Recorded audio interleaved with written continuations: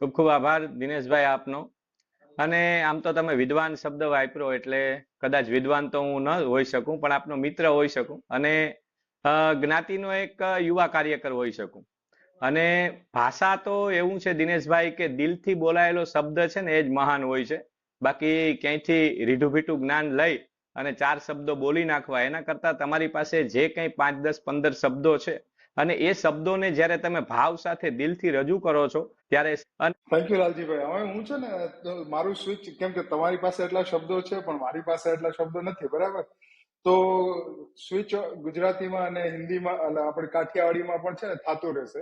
Okay એટલે okay મારો આપણે શું કરશું, આપણે આ માધ્યમ કેવી રીતે, કેમ કે ભવિષ્યમાં પણ જે કોઈ મહેમાનો આવશે તો મહેમાનોને કમ્ફર્ટેબલ લાગે, બરાબર છે? એના યસ માટે આપણે એક કોન્વર્ઝેશનની રીતે કરશું. કોઈ ઇન્ટરવ્યુ નથી.